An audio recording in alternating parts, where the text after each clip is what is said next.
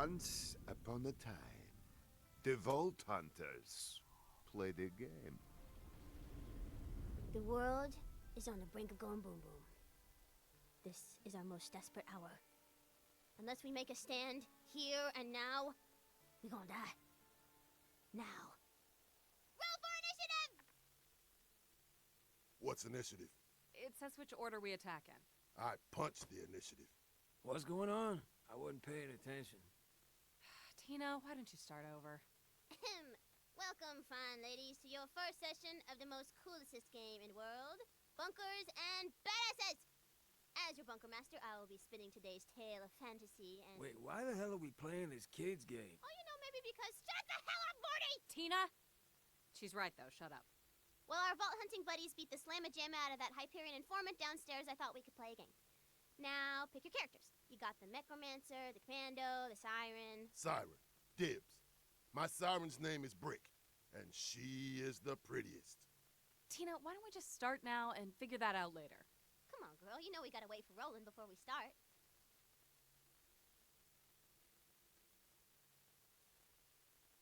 Tina, Roland's... You know Roland's not coming, right? He's not here anymore. Yeah, he's probably running late or something. We'll just start now. So, like I said... Roll for initiative, suckers!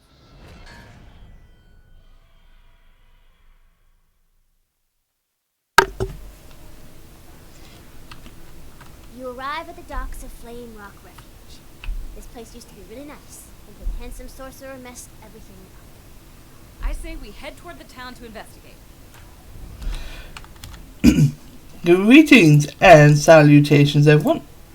Welcome back to Borderlands 2. Previously, we killed the happy couple. Well, we united the Hodonk and Zafford clan. But at the cost of them wanting to murderize us. This episode, we are going through Tiny Tina's Assault on Dragon's Keep, which is considered an amazing DLC by loads of people, and I quite like it. As someone who has started getting into Dungeons and Dragons recently, I'm quite a fan of this. Before we continue, I need to talk about some things on this build. You may notice I have a different gun, but let's go with the build first. So, Gorilla and Gunpowder are both good trees, and I had to sort of figure out which one I think I would use less, in all honesty. So, whoops, muted myself by accident. But what I decided to do was go with Gorilla. The reason for that is because Gunpowder is, well, it's not exactly known as a damage tree, but it has a lot of damage skills in it. And I figured I could shove a lot more in this. You may see it. I actually have nearly every skill in this tree unlocked. So we'll go over the skills and why I have them and don't. Sentry, it lets your turret stay out longer and it fires more shots per second. So you can get like 5 extra shots and 10 extra seconds on it, which is fine. I just don't have it because usually, well, it's good on the end game. But the problem is that if the fight ends, you should just reclaim your turret and get the cooldown. So I decided to go with Ready for reload speed, 40%. Always good, can't argue it.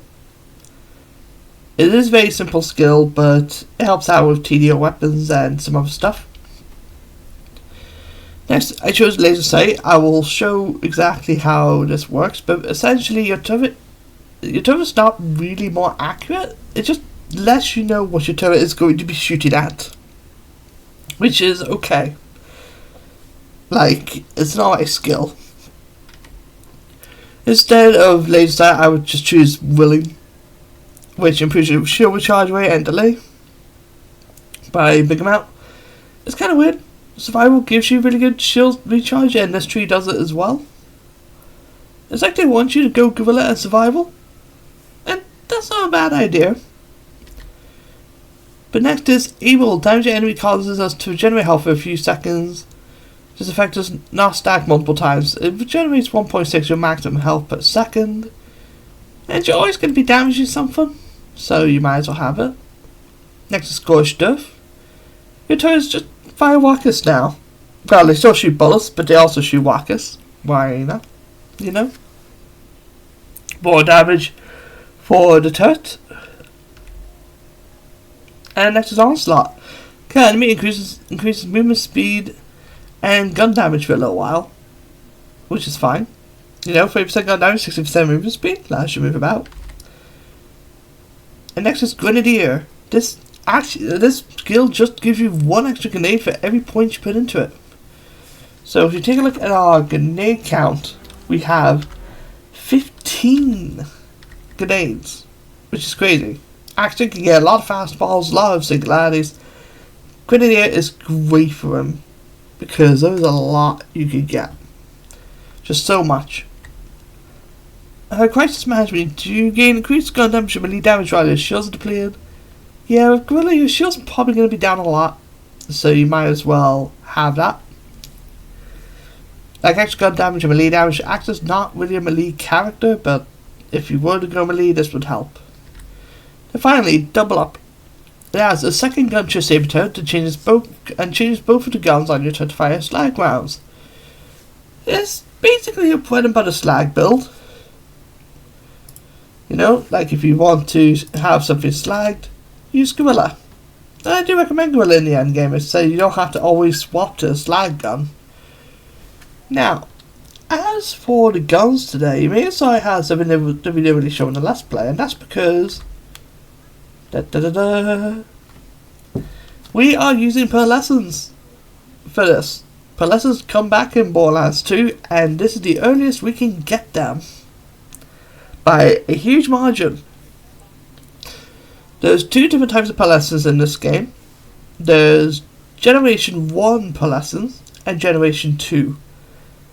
I'll be making pearlescent guides at the end of this at the end of this thing. At the end of this DLC. You may ask, Puff, why do you have pearlescents now? I will explain why in a bit. But for right now, we have all of the pearlescents that we can technically get right now. You've got an Unforgiven, the Avenger, Bearcat, Butcher, the Storm, the Tunguska, and the Stalker. I'll be showing you how they all work. I gave myself a crack stash because I figured if I'm giving myself these pearlescents, I'm not going to go for basic shield again. I went with Expert Veteran, more reload speed, and some extra skills. Our shield is going to be, grenade is going to be the fiery. I'm not showing off that much, so why not? And finally, we have a stockpile like for extra ammo. But enough of that. Let's get started. Wait, didn't you just say the sorcerer messed up the town? Why would things be lovely? Look, what I meant to say is, it's eternal night, and you hear spooky music, and the whole area kind of smells like butts and dead people. Kind of smells like butts. Suddenly you're attacked by a horde of skellimans. They start shooting at you. Skeletons. They resist fire. I kind of forgot that. Oh.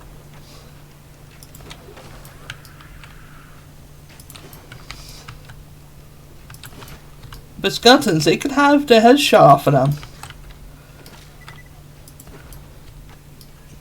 They stay still. There you go. Oh. Little bird.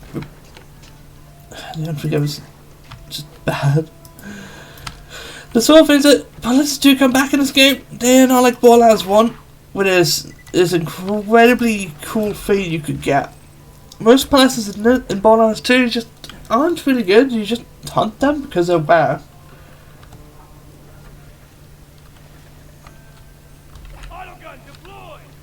Yep, check that out.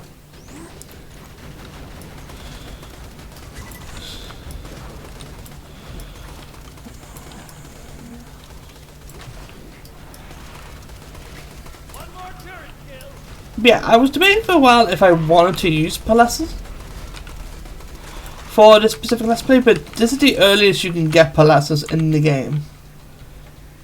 Like, we're not talking just fame. Like, pearlescence are at the end of the game, but you can technically get You get pearlescence close to right the now. entrance to Flame Rock Refuge, but suddenly, the handsome sorcerer's pet dragon appears. Surprise attack! Oh, I want to smack it. You try to attack the dragon, but your attacks do nothing. The dragon attacks and critical hit. Great. Are we done now? Tina, you can't start your campaign with a boss fight. Players can't win. Touche. Okay, everybody back up. I wanted to kill. Okay, how about a new boss? He's a skeleton, and his name is Mr. Bony. It's killing time.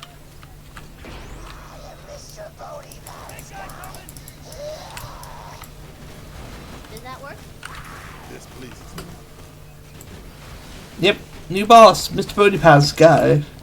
And he's dead. All right, the road to Flame Rock Refuge is open. Go there. Go, go.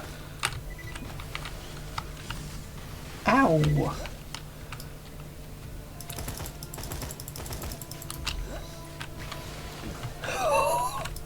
I forgot how fun this weapon could be.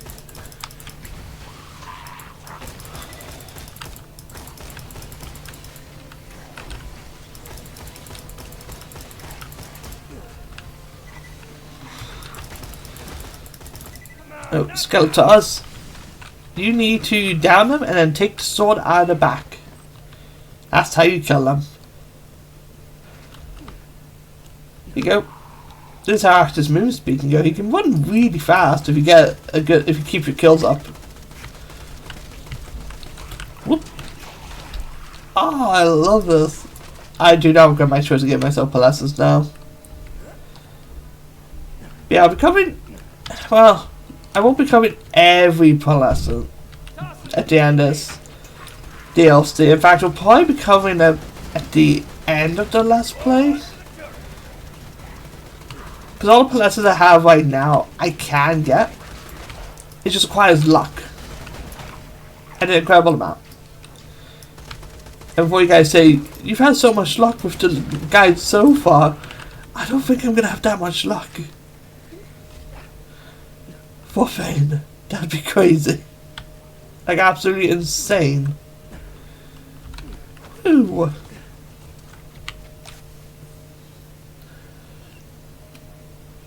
Onwards to Flame Rock Refuge.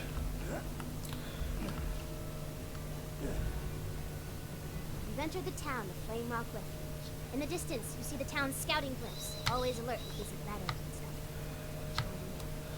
stuff. Stop playing this game. Let's talk to some town folk. Grand idea. Alright. Hello there. The queen had gone missing. Maybe her bodyguard Eleanor knows where she went. We doesn't return. We shall never see the sun again. Sounds like we should go find this Eleanor. Right. Hey, Eleanor. The bodyguard isn't here. Oh, look. Forgot to put her piece on the board. Blam!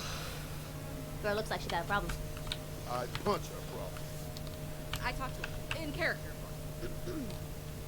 Hello, madam. Something the matter? The queen is missing. She went to the forest to bring the light back to the world. So where'd she go? She said something about using a tree of life to undo the curse. That must be where she goes. And so your purpose became clear. You gotta go to the forest and help the queen. Let's go.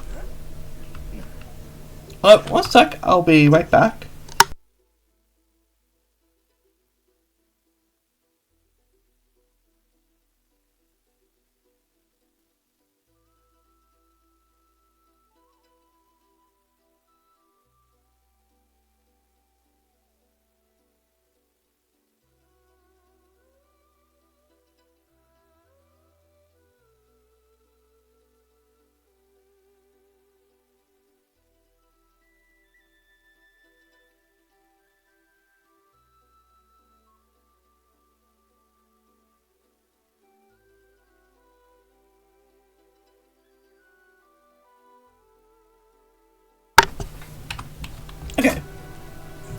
mech and thing just need to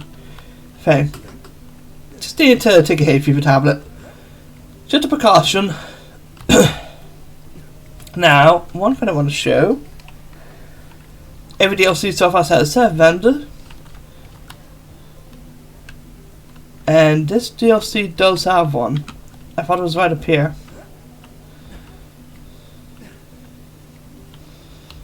Oh, it's over here, I guess. Ah, it is, yeah. So here's the serve vendor for this map. We'll be going over servers in a little bit. Need seraph crystals. You must defeat a seraph guardian before you are worthy to look at my wares. Yeah. There's a seraph guardian in this DLC. Technically allowed in the forest since the world went dark, but the gatekeeper's a real pushover. Just tell him I sent you. Now, we never did kill Veracity. And seraph guardian is not going to be killable here. I completely forgot. The skeletons here as well.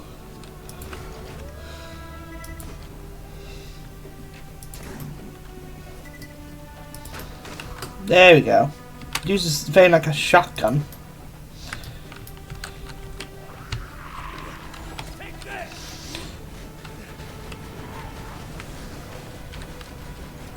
Yeah, no one here seems to care. There's a bunch of skeletons in the town.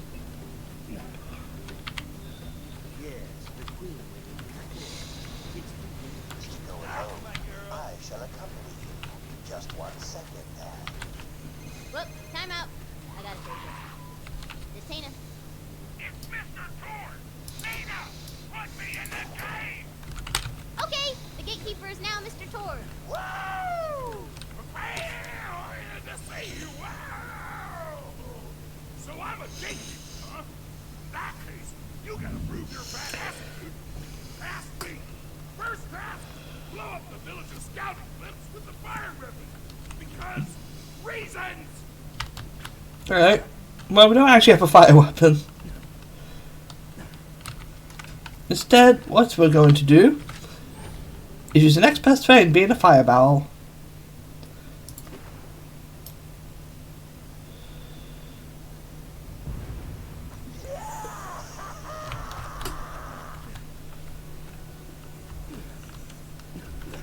And the second one is over here, which you should be able to land a jump shot at.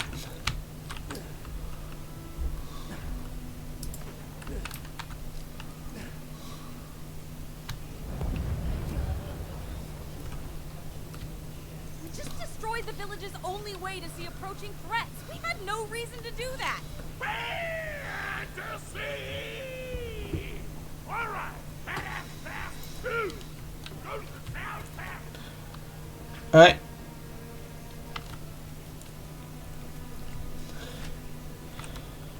Pick up the money, Axton. Jeez.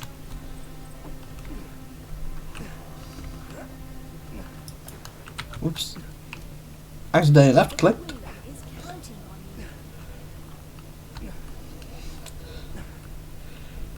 Wait, this town doesn't have a tavern. Okay, you're at the tavern.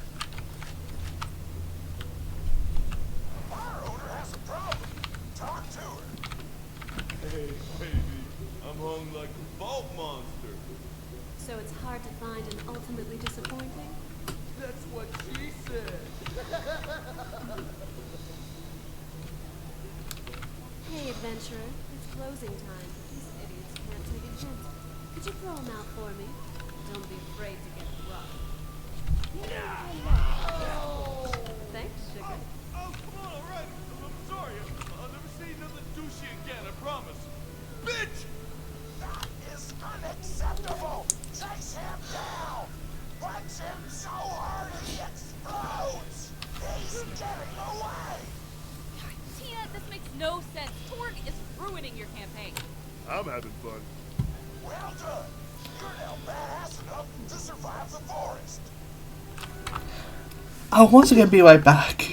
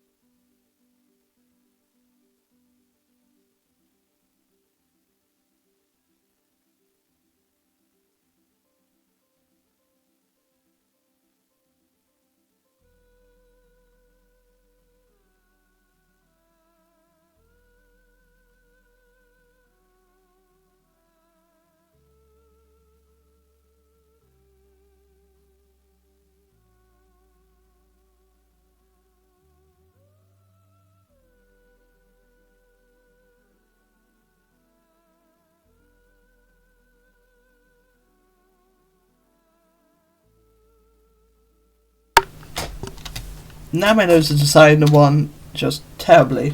Set myself to offline. So, before we turn this in, these slot machines. We're gonna pay 2 Iridium to play them.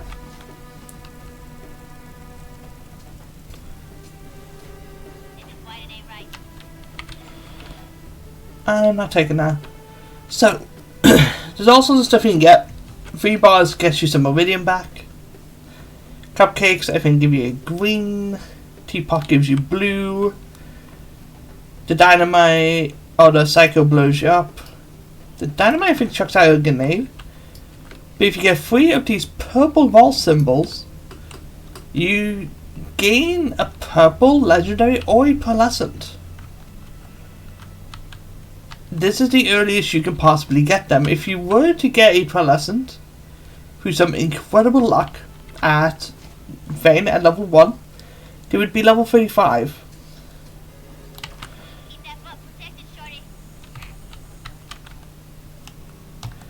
So, like, technically right now, we can use pearlescents.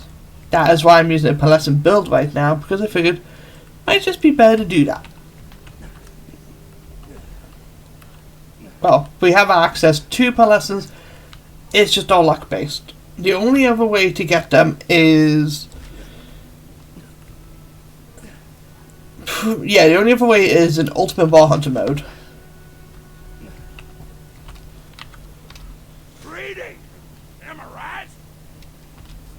New mission! I want you to blow up the ocean! Can you please get him out of our way? Alright, fair enough. Okay, Mr. Torg, I banish you to the stocks. Stocks? Awesome! I'm called Davin, the gatekeeper.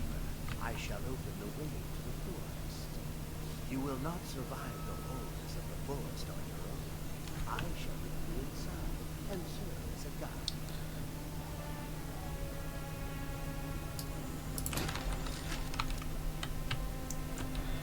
Let's see, I think that though is probably time to end the episode, right? 23 minutes? Yeah. So, next time on Borderlands 2, we're going to make our way through the forest and see some really spooky stuff, I guess. Some really cool D&D stuff. I will see you guys then.